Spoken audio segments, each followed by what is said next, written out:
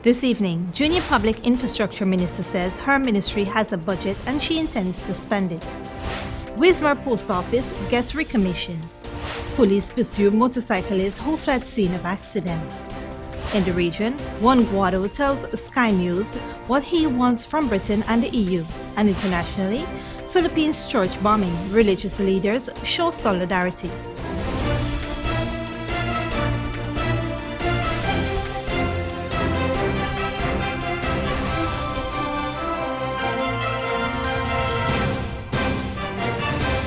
Greetings to our viewers in Guyana and around the world. Today is Wednesday, January 30th, 2019, and this edition of Headline News is now being streamed live on Facebook and YouTube. I am Baby Bacchus. Thank you for joining us.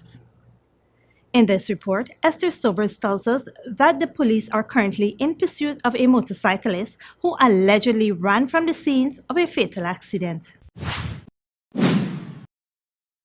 Police are on the hunt for a man who fled from the scene of an accident after he allegedly struck and killed a pensioner with his motorcycle. On Monday night, 70-year-old Herbert Caesar rode his bicycle for the last time on the Nimes public road. Caesar, a father of two, went on the road to complete an errand when a motorcyclist allegedly struck him off his bicycle. The accident reportedly occurred in front of this popular rum shop.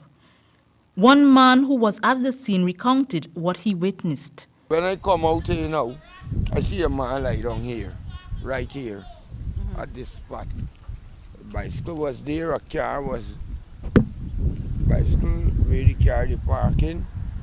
The bicycle was like obliquely under the car. The motorbike was here. Two slippers there, one there. That's it. What time was accident happened? I average about minutes to 8, 7 something. You saw who was the person that caused No. I was made to understand that the portion run up the road. The motorcyclist left behind his motorcycle bearing registration plate CJ5283. However, another person who didn't want to appear on camera said that she saw the suspect flee. The guy that was on the bike, that was riding the motorcycle, was on the left-hand side of the road, running, going down. So you saw the man running? Yeah, but he injured his feet. I think it's there, right? His description, what he looks like? I can't tell exactly what he looked like, but he had on a orange t-shirt and a 3/4 cream pants. Of Indian descent or African? No, African. Age, you got like an age, he's in his 20s. Early 20s. Relatives at the dead man's home were in a somber mood as Caesar would have been celebrating his 71st birthday yesterday. Instead of a festive celebration, family members are now left making preparations for his funeral. His wife, Shondell Caesar, said the police are still in pursuit of the motorist. Of the press time, the police noted they are making stringent efforts to apprehend him. If you have any information that could lead to the suspect arrest, please call 911 or report the matter to the nearest police station. For Headline News, Esther Sobers.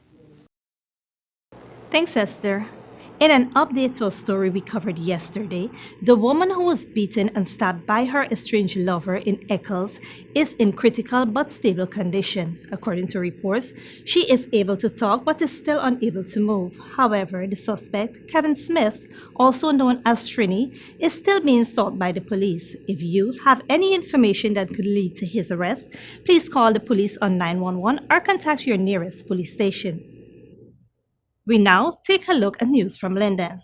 The Guyana Post Office Corporation has commissioned the new WISMAR Post Office. Here is more in this report. On Monday, the Guyana Post Office Corporation recommissioned the WISMAR Post Office in London. The last decade has witnessed a rash of daytime robberies and break-and-enter incidents at nights, many of which were committed or attempted on the days when pensioners are paid. The latest of such incidents took place on August 1, 2018. A few bandits broke into the building in the pre-dawn hours, and when they found no cash, they lit fires in an attempt to burn the building down.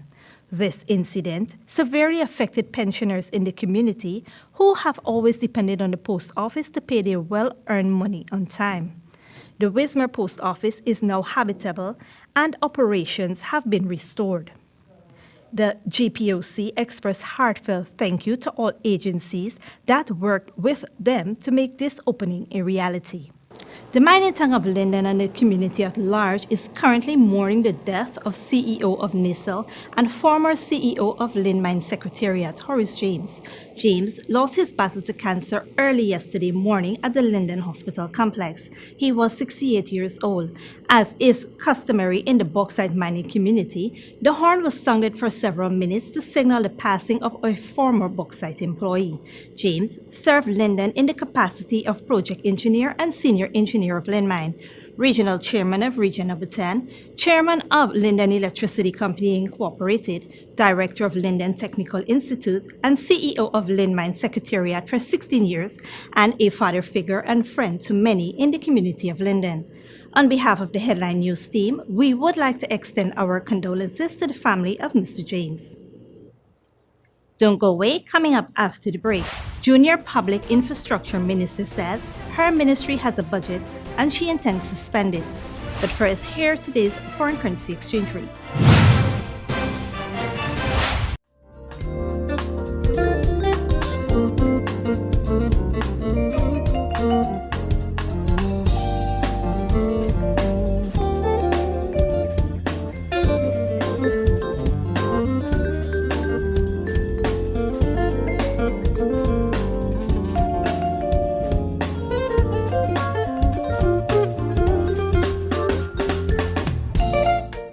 For the latest in news from Guyana, the region, and beyond, visit our website, headlinenewsguyana.com.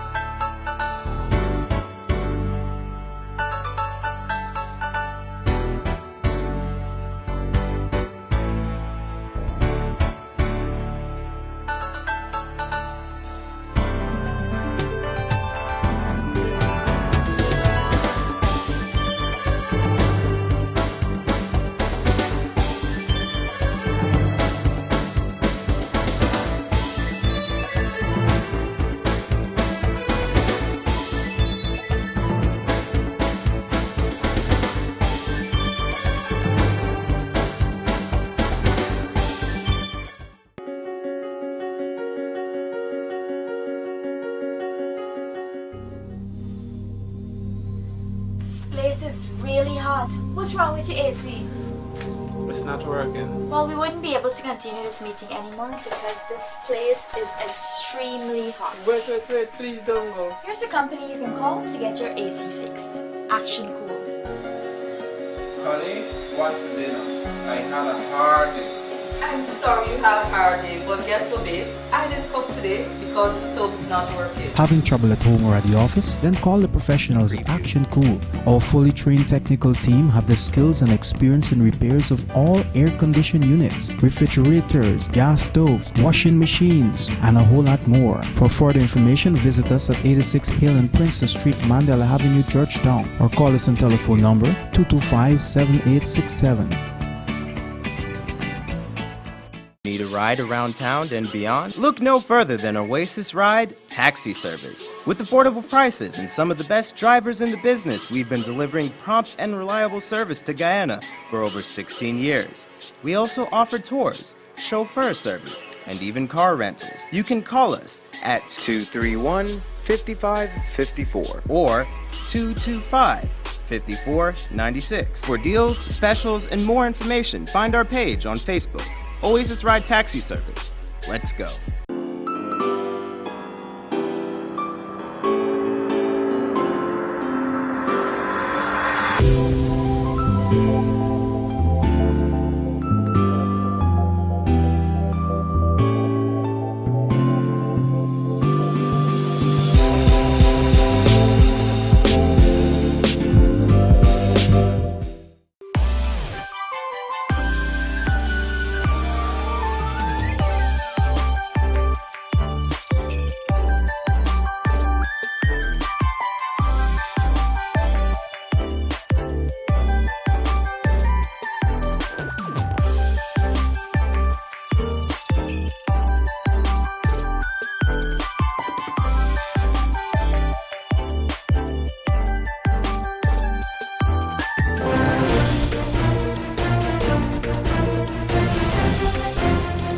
Welcome back.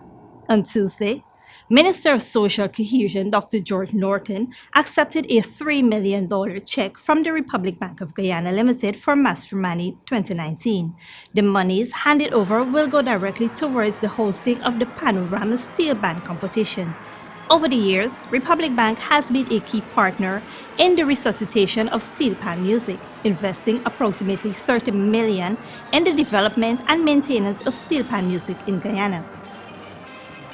Following last month's no confidence motion, the opposition has called for the government to adopt a caretaker role until elections are held. However, Minister of Public Infrastructure Annette Ferguson asserts that her ministry has been allocated a budget and it will continue business as usual. I got a budget to execute, so yes, I'm on top of my job. Today, the Ministry of Public Infrastructure, the junior minister within the ministry, Minister Annette Ferguson, held her unusual Wednesday open day to the public. Today, it was a little different, where the press was invited to meet with the minister as the minister forecasted what she envisions in the near to mid and long term. The first thing the minister did was to emphasize that she has a budget that she plans to spend. We're still the legitimate government, you know. We're still the legitimate government, you know. That appropriated bill has been assented to by His Excellency, and we have to ensure that what was appropriated to the various ministries, right, we have to execute, because the public are the ones who have to benefit from budget 2019.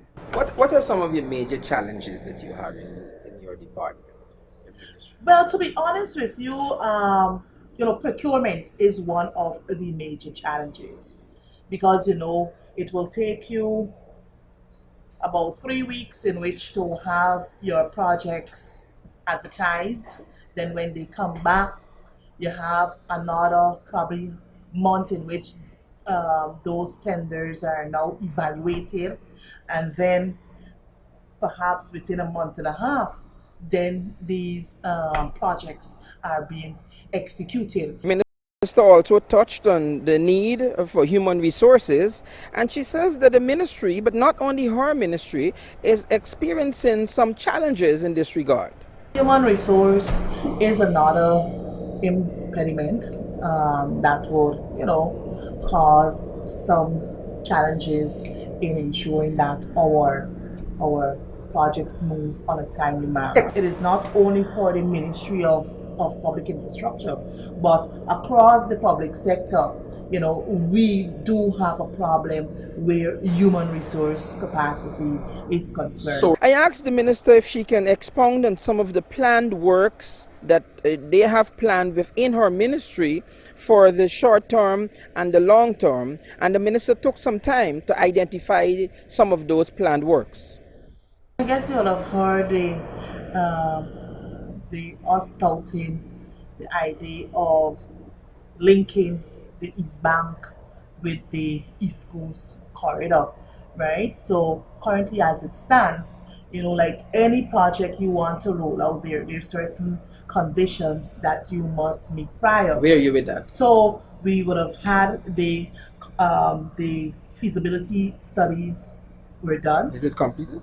Well, yes, it was. And just recently I was advised that the submission should be made anytime soon. I guess you would have heard about the waterfront development. We want to improve the stretch between Linden to Mabura, then from Mabura to Letem. The minister says that when persons come to her, she takes time to make sure that she deals with the challenges or the inconveniences that the persons highlight, and that there are some checks and balances in place to make sure that the persons are satisfied having met with her.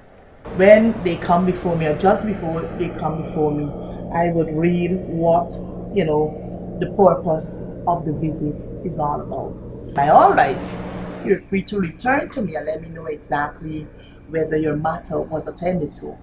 If not, then we go to the next step.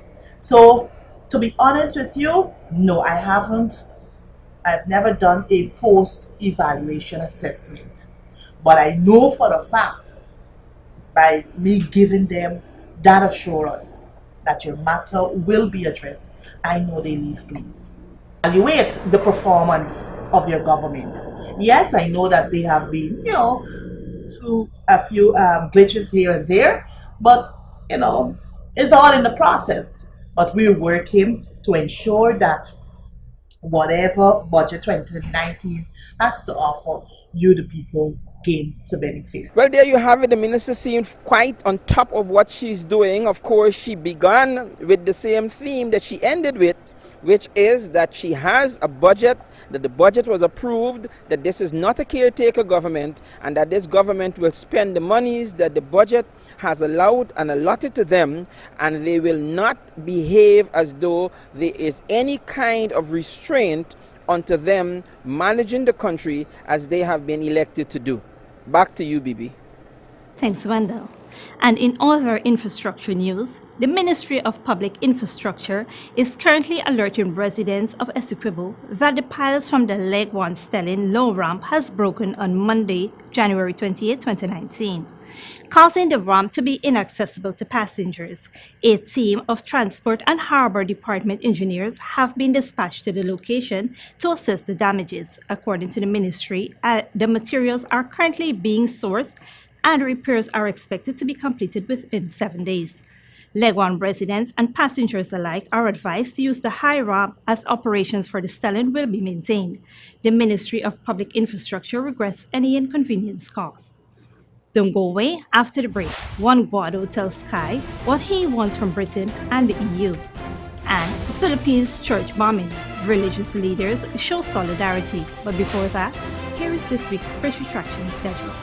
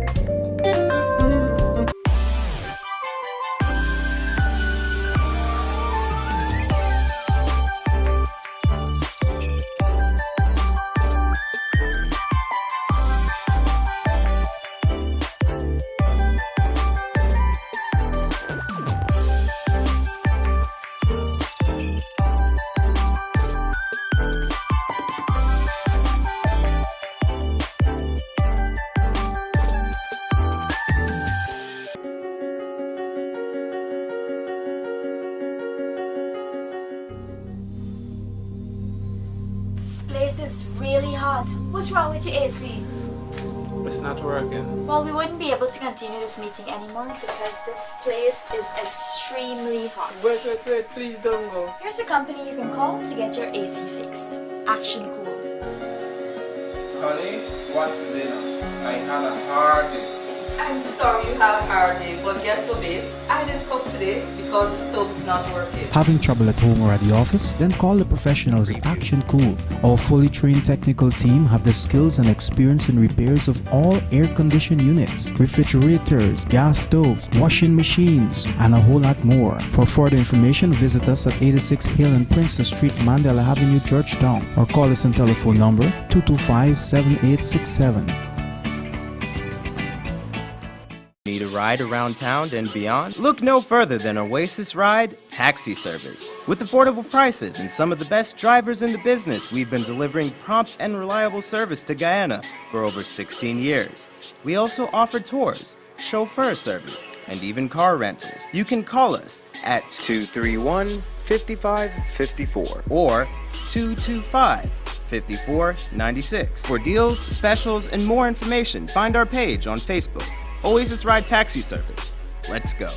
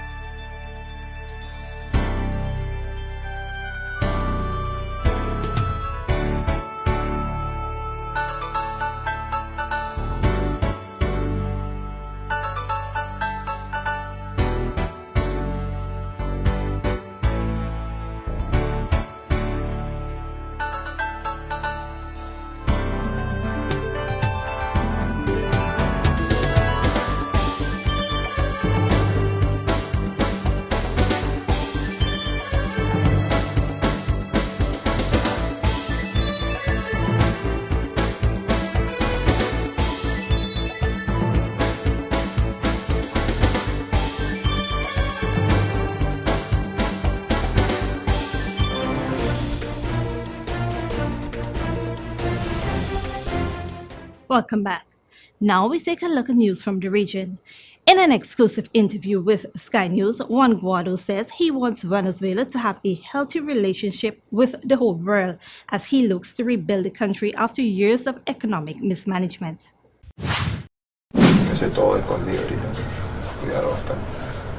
We have to be hiding because we are in a dictatorship, so we have to take care of him. Do they feel he's in danger? ¿Crees que está en peligro? Total.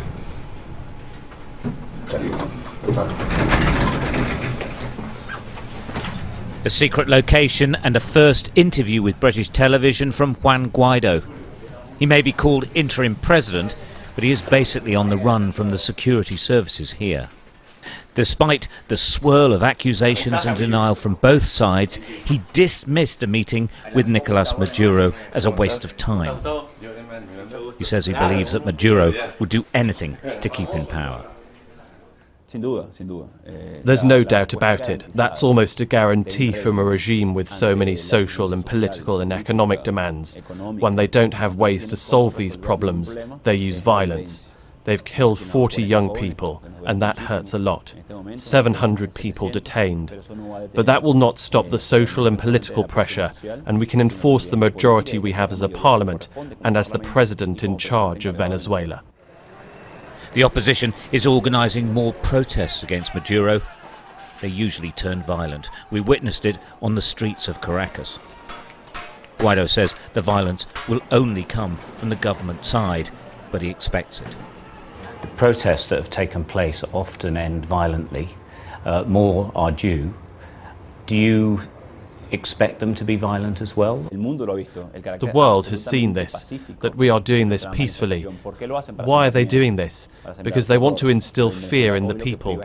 But what we have here in Venezuela is hope, and despite those risks, we are going to keep ourselves on the streets. He sent out a clear message that changes will happen, but that the international community will be vital to make those changes.